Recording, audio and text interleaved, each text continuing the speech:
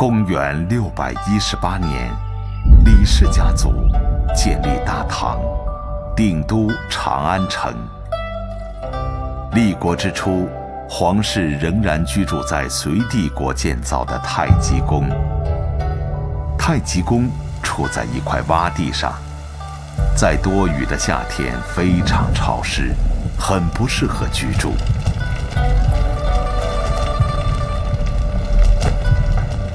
公元662年，立国45年之后，帝国开始大兴土木，在长安城的东北方向修建新皇宫。规模浩大的皇家工程仅仅持续了1年多时间。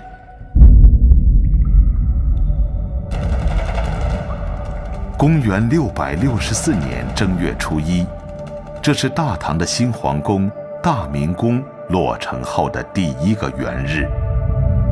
元日的大朝会是帝国最为隆重的庆典。对于帝国的官员来说，元日这天能够进入丹凤门，意味着无上的荣耀。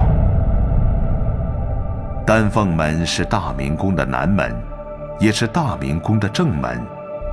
在丹凤门的里边，就是大唐的最高统治者居住的地方，也是帝国的权力中心。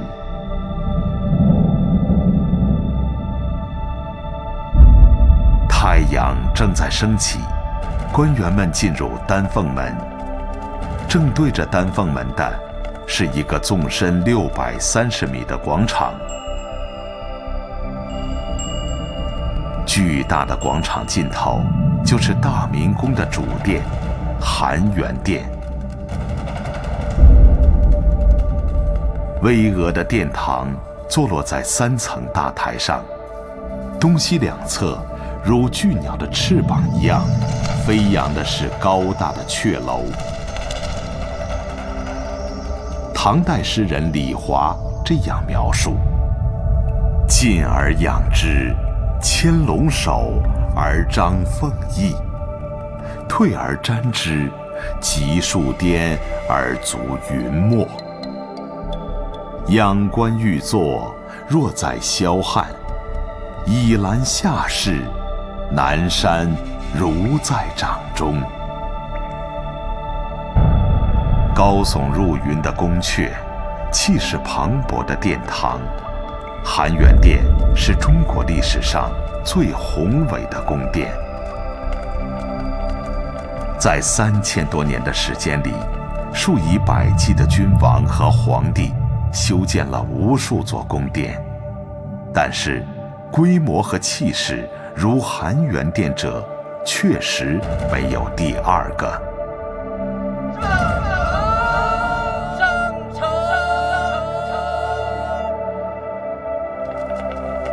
含元殿的殿基高出地平面整整15米。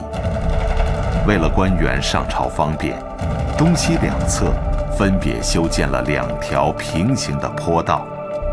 由丹凤门北望，坡道宛如龙垂其尾，称之为龙尾道。唐代诗人白居易写道：双阙龙相对，千官雁一行。巨大的建筑，渺小的官员，含元殿体现的是皇权的至高无上，帝国的庄严神圣。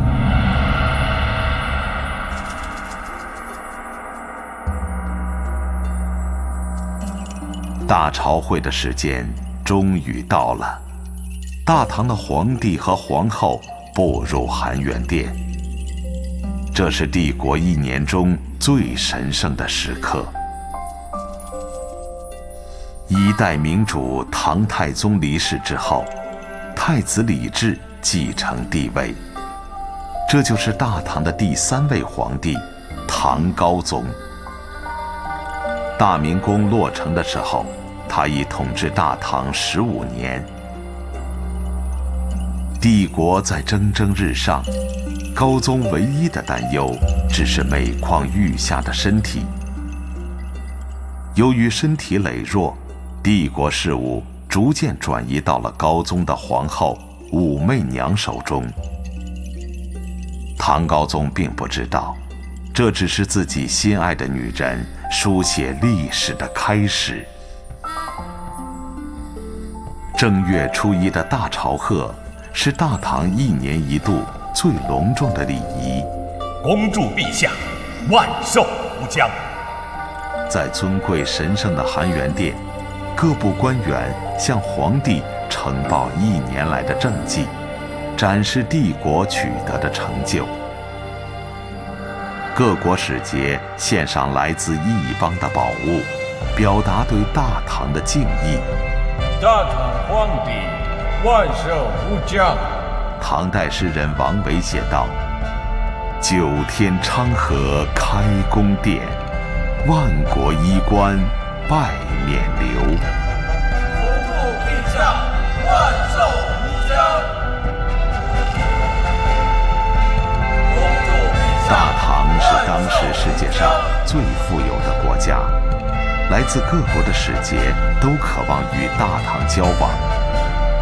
对于这些远道而来的使节而言，元旦的大朝会是最好的机会。这一天，他们能够亲眼目睹大唐的皇帝。恭祝陛下万寿无疆。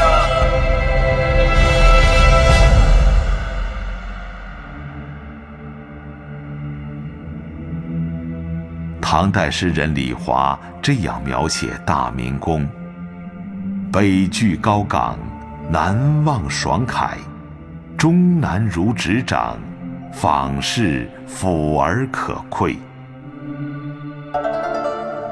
站在含元殿上向南眺望，偌大的长安城尽收眼底。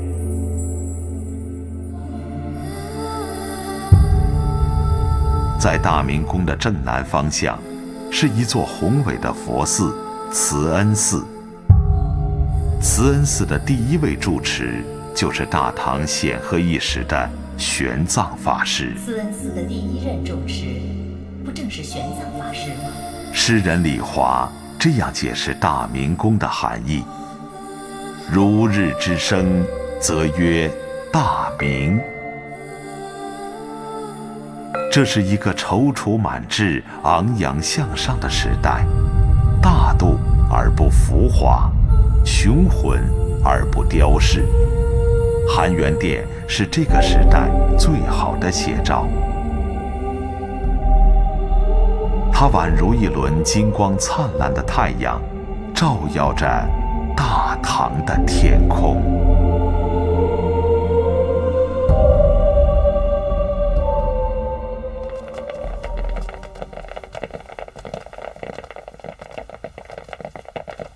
黄昏来临，当班的官员们走出宫门，忙碌了一天的大明宫逐渐清静下来。皇家卫队开始巡逻，执勤的卫兵擂响了含元殿鼓楼上的大鼓。关闭宫门的时间到了。鼓声首先在大明宫敲响，以此为信号，整个城市的街鼓依次响起。长安城实行宵禁制度，大大小小的城门听着鼓声开始关闭。夜晚降临了，这个世界上最大的城市开始进入梦乡。大明宫不仅是皇帝居住的地方，也是整个帝国的统治中枢。偌大的唐帝国，通过一整套严格的管理制度，在大明宫中有条不紊地运转。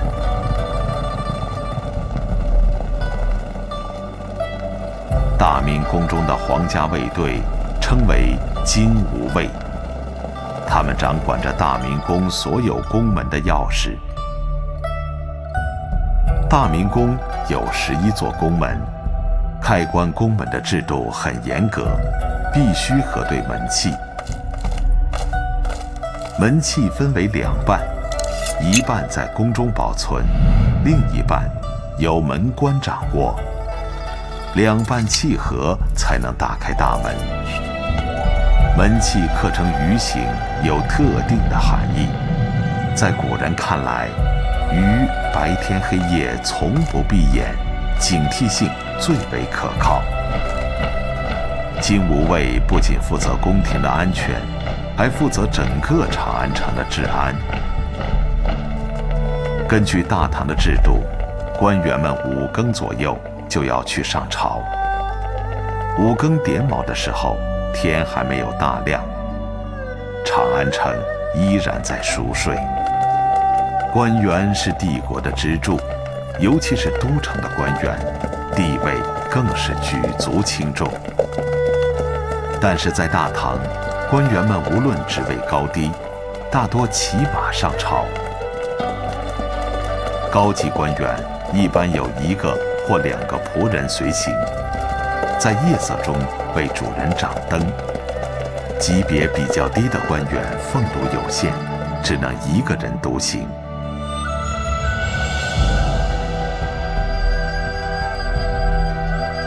大明宫在长安城的东北方向，与官员居住的地方有不短的路程。风里雨里上朝，不是一件轻松的事情。在大唐帝国，官员必须准时上朝，如果上朝迟到，惩罚会非常严厉，轻则罚取1个月的俸禄，重则丢掉官职。地位显赫如宰相者都不敢无故迟到。天已经放亮，官员们到达了大明宫。每进一座宫门，皇家的卫兵都要仔细核对每一位官员的身份。所有在大明宫上朝的官员都要登记在册，登记的内容不仅有姓名、官职和年龄，甚至还包括身高和形体特征。经过一连串严格的确认之后，官员们最后才能到达大明宫中的宣政殿。黄门侍郎苏中鹤。含元殿、宣政殿和紫宸殿分别为大唐的外朝、中朝和内朝。宣政殿在含元殿以北，是大唐处理国事的地方。盛大的庆典一般在含元殿举行，宣政殿和紫宸殿是真正的权力中心。吏部侍郎裴行俭在。根据大唐的律法，官员们上朝时必须遵守纪律，护板歪斜者罚取1个月的俸禄。护板又称朝板，是官员上朝时的工具。如果有事启奏皇帝，可以在背面写字，以防止遗忘。在大唐，5品以上的官员使用象牙护，5品以下的低级官吏使用竹子制作的护板。另外，不按照等级次序站立，未经允许随便讲话，无故离开队列等等，都要罚取1个月的俸禄。皇上有旨，圣体不适，令皇后替朕坐朝。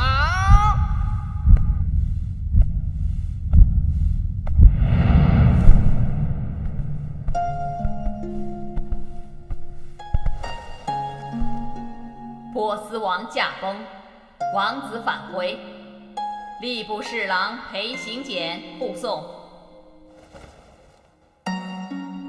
西国路远，一路珍重，臣定当不辱使命。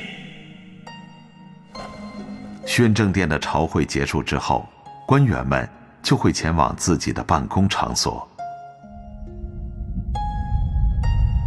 宣政殿的东边是门下省，西边是中书省。门下省、中书省和尚书省直接代表皇帝的旨意行事，是大唐中央最高的权力机构。在前代的基础上，大唐创建了行之有效的中央管理体系。3省6部制初创于隋代，但完善于唐帝国时期。3省之间既分工明确，又互相制约，行政效率很高。学者们认为，在当时的历史条件下，唐代的中央管理制度达到了几乎完美的地步。退朝之后，武皇后在紫宸殿单独召见了大将军裴行俭和波斯国的王子倪聂师。紫宸殿属于内朝，与宣政殿相比，气氛自由了许多。对于官员们而言，能够在大明宫的紫宸殿受到武皇后召见，是一件非常荣耀的事情。裴大人，务必小心。皇后放心，臣将尽全力保护王子的安全。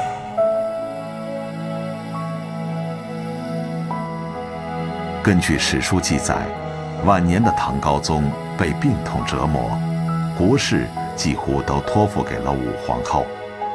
正是在大明宫中的紫宸殿，这个日后威震天下的女人开始执掌当时世界上最大的帝国。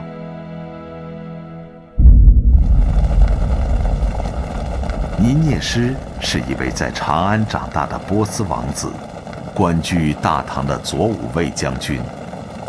由于父亲亡故，倪聂师必须返回波斯继承王位。公元679年，大将军裴行俭护送波斯王子西归，在天山以西的碎叶城，大唐骑兵大败反叛的西突厥人。西突厥的可汗被俘虏，丝绸之路的秩序恢复畅通。在唐高宗和武皇后的时代，国力进一步增强，大唐骑兵多次抵达葱岭以及天山以北的地方。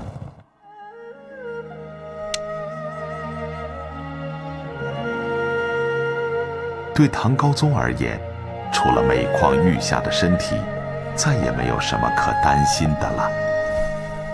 陛下，裴大人传书兵部，碎叶城的叛乱已经平定，西突厥的首领被我大唐俘虏。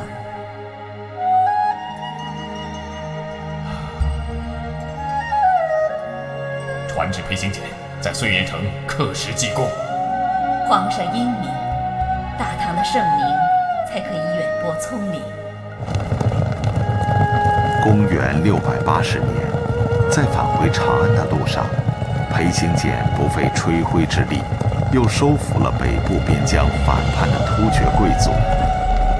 突厥首领被押送长安，大批突厥民众归附，大唐的军威远播四方。唐高宗李治赢得了前所未有的尊崇与荣光。史书上记载，高宗时期，大唐的疆土东至日本海，西达咸海，南抵越南，北越贝加尔湖，东西9511里，南北16918里。学者们认为，在唐高宗统治期间，大唐实际控制的疆域最为辽阔。长安城已成为名副其实的世界中心，一切都预示着一个辉煌的时代已经到来。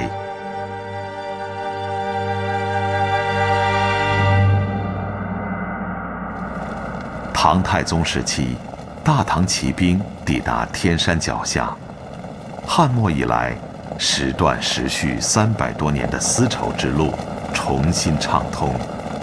在唐高宗统治的34年里，帝国的铁骑一次又一次越过沙漠，为维护丝绸之路的安全而不断浴血奋战。无论是彪悍的突厥人，还是凶猛的强盗，再也没有人敢肆意破坏丝绸之路的新秩序。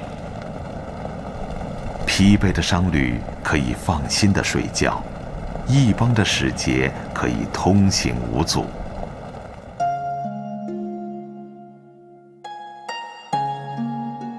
东方的丝绸和茶叶从长安出发，一直可以抵达罗马；西方的金银和珠宝从阿拉伯帝国源源不断地运往长安。东西方之间的文化交流逐渐达到顶峰。自汉帝国开通丝绸之路以来，生活在西域以及今天中亚一带的少数民族就不断来到中原，这些人被笼统地称为胡人。在大唐的都城长安，胡人随处可见。唐代的史料中记载，胡人戴着汉人的帽子，汉人穿着胡人的衣衫，包括1万户突厥人在内，长安城中的胡人很可能有近10万之多。擅长经商的粟特人主宰着西市的贸易，龟兹的舞女在酒肆最受欢迎，于田人以绘画而赫赫有名，高昌的乐人经常被皇室选中，前往宫廷演奏。不仅如此，很多胡人直接为皇室服务。大明宫中的皇家卫队里就有不少胡人，甚至连皇家卫队的队长也是胡人出身。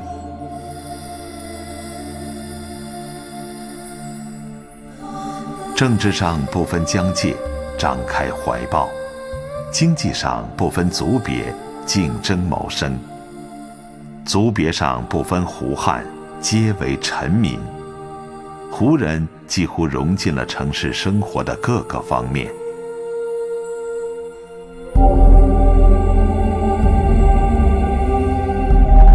大唐帝国的统治者大度豁达，自信包容，可能与遗传中的胡人血统有一定关系。学者们考证，大唐的前3位皇帝，其母系血统都是胡人。唐高宗李治更是充满了胡气，汉族血统只占1/4。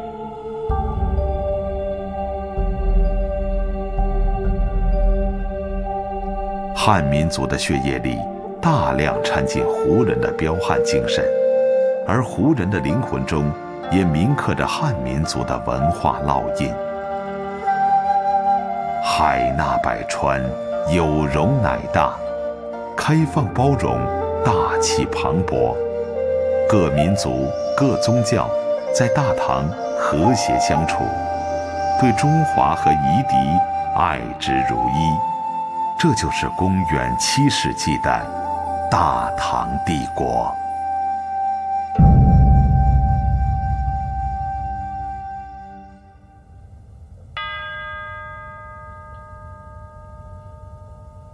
在中国历史上，对唐高宗的评价似乎失之偏颇。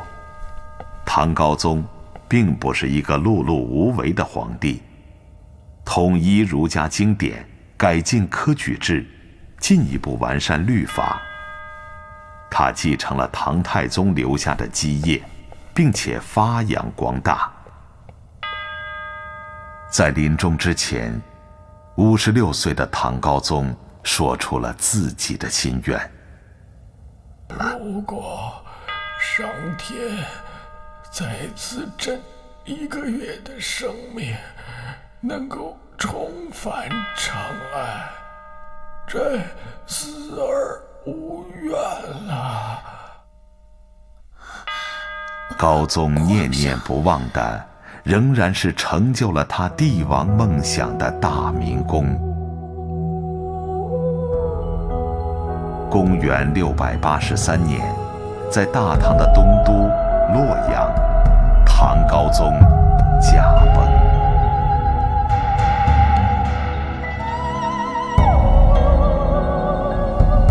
高宗去世后，武皇后开始执掌大权，或许是为了自己的大业，或许是逃离曾经的噩梦，武则天离开长安，以洛阳为东都。公元690年，67岁的武皇后在洛阳称帝，世人谓之武则天。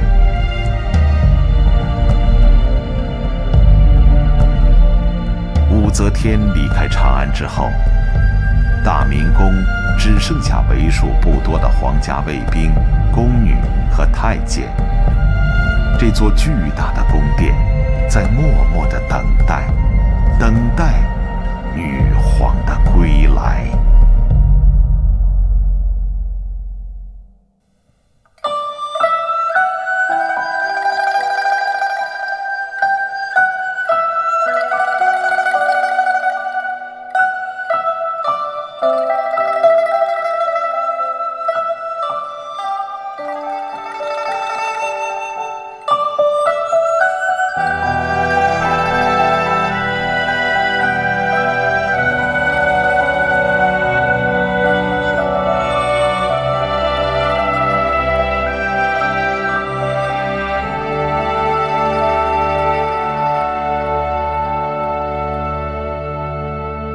前世风雨，